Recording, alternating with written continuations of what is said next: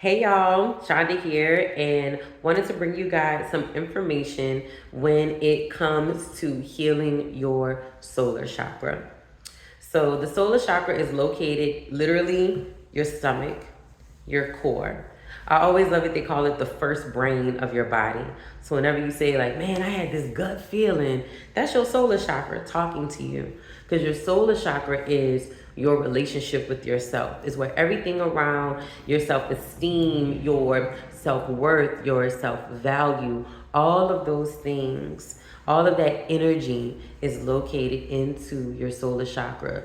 So if you're someone that people pleases and you feel disconnected from yourself, you're not sure of who you are. If you're someone that feels like people don't appreciate you, so you got to stay 10 steps ahead. All these other life experiences that make you feel like you have to even question, or that your value is questioned, or you seek everybody outside of yourself for validation, for approval, for worthiness. Any stagnancy, trauma, or experiences causes blockages in the solar chakra. So all of that blocks the solar chakra. Anything that's related to that, any emotions that come with that, they're pointing you to your solar chakra. Your solar chakra is calling out to you for some healing. All right, so I want to share with you guys information about the solar chakra when it comes to looking at your healing as a lifestyle, looking at ways you can incorporate balancing your solar chakra, moving negative energy out of your solar chakra, but also welcoming in the loving light and power and positive energy that you can place into your lifestyle to continue to heal your solar chakra and continue to maintain and sustain the work you're doing on your solar chakra on your healing journey. All right.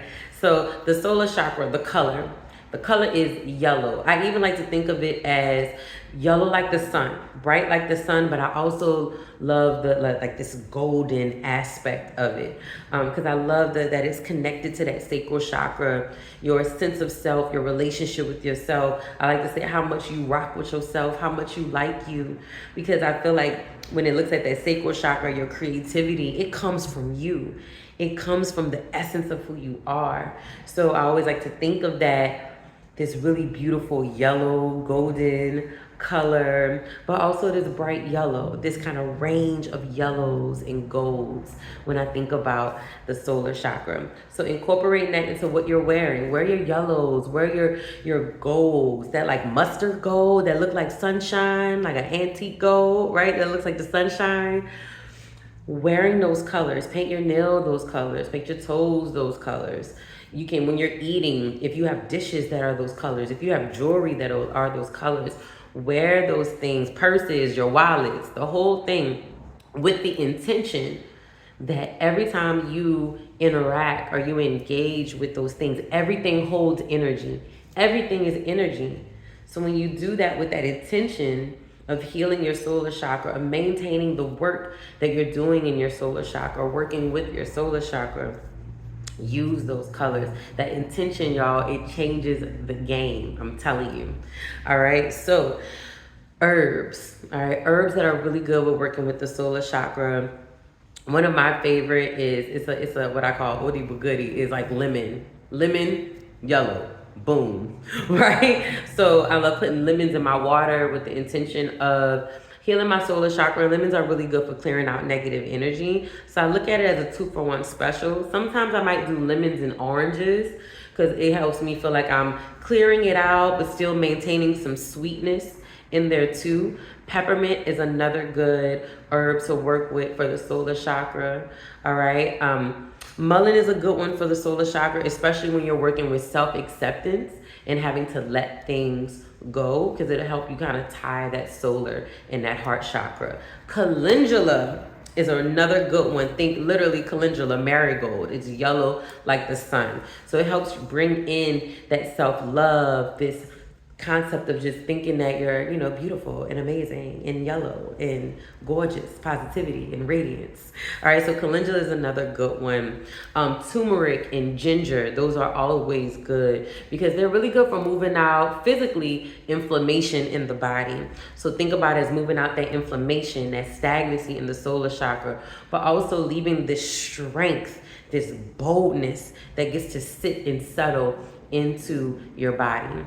All right, when it comes to crystals, citrine is a great one. It's literally yellow, right? Citrine is like the sun. It brings in light. It brings in positivity. It promotes that happiness.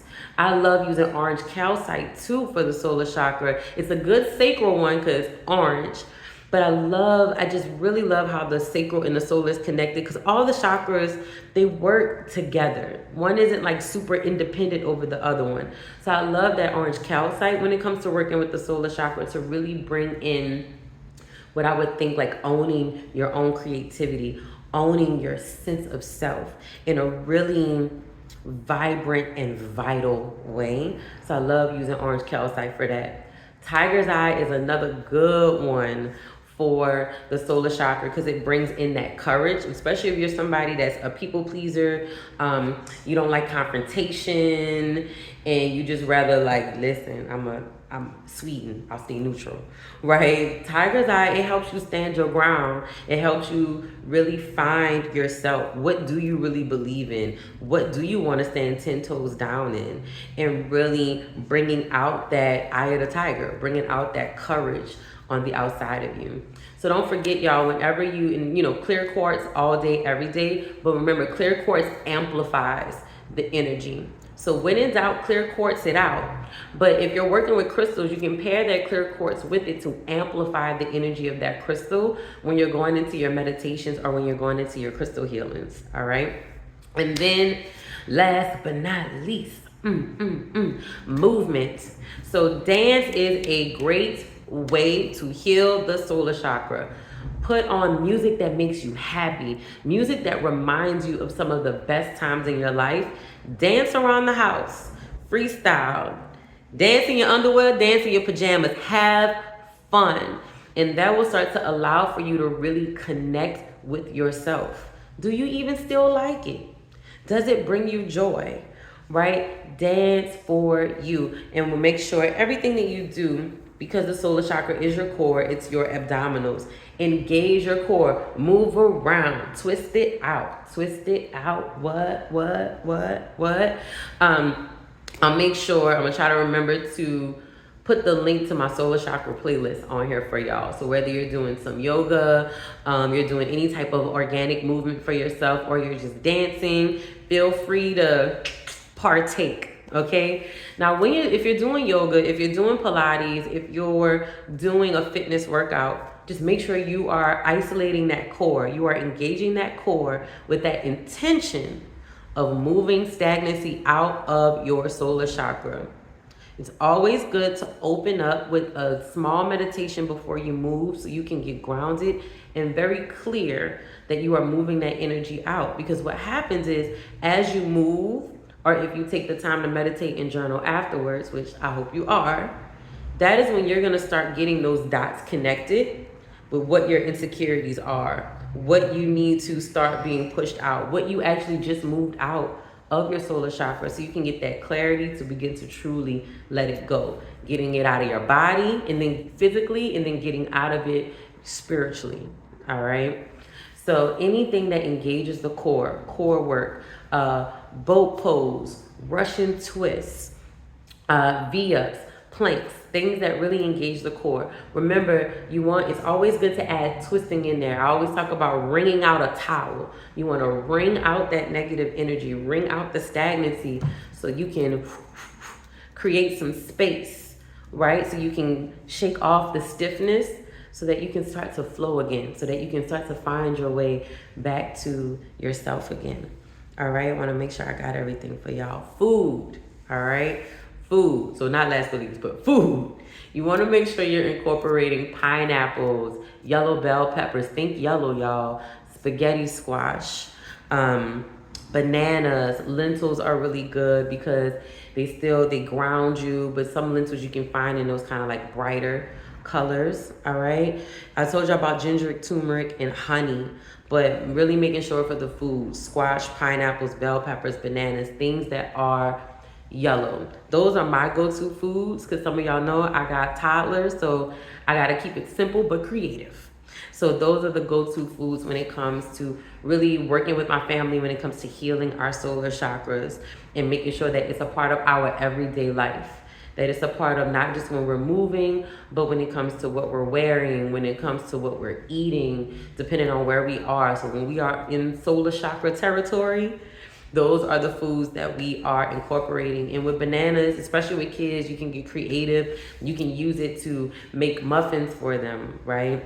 You can use, you can make banana muffins and let it heal their solar chakra. You can give them the bananas as is and let it heal their solar chakra. Speak to your food. Intention, intention, intention. Speak to your food. I tell everybody, I be talking to my food. Please heal my solar chakra. I appreciate you. All of that is energy and it comes back to you. Everything carries energy. So happy healing, y'all. I hope that this helps you. Lifestyle when it comes to healing is so important, and it's been a game changer for me, and it helps me stay in the right mindset. It helps me stay in the right mind space when it comes to healing, and I've seen such a big difference. So hope this helps. Happy healing, happy solar chakra.